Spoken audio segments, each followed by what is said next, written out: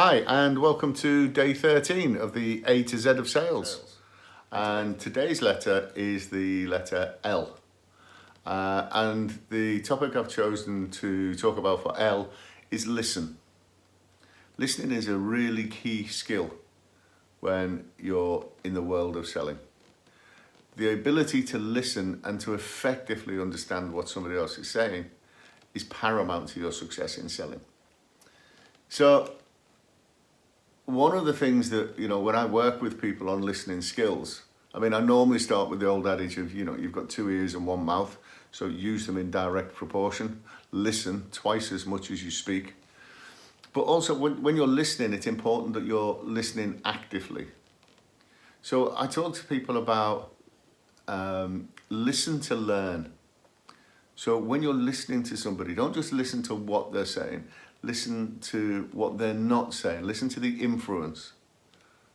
Listen to what they mean by what they're saying. So it's not just listening, it's listening to learn. I think another key thing in actively listening is show the other person that you're interested in what they're saying.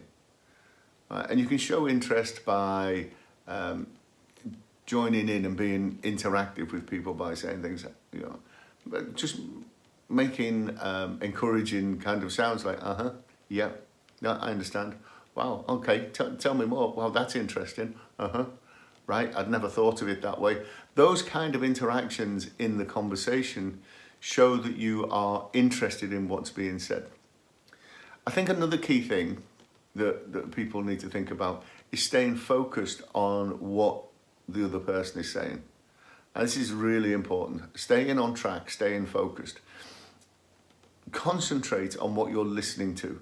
The risk is that you listen to people and you're starting to think about what your answer is, or you're starting to think about what your response is, right, without really processing what they say. And what happens, particularly if the other person speaks for a while, is you lose concentration and you become focused on what's going on internally for you rather than what you're listening to. So staying focused is really important. I think another key tip would be always take notes in any meeting, in any interaction with a customer. Take notes. That does a couple of things. One, obviously, it gives you a reference point to go back to after the meeting's over, but it also shows the prospect or the person that you're talking to, it shows them that you're interested enough and that what they're saying is important enough for you to take notes. So taking notes, I think, is also a key tip when we come to active listening. I think showing empathy for the other person is really important.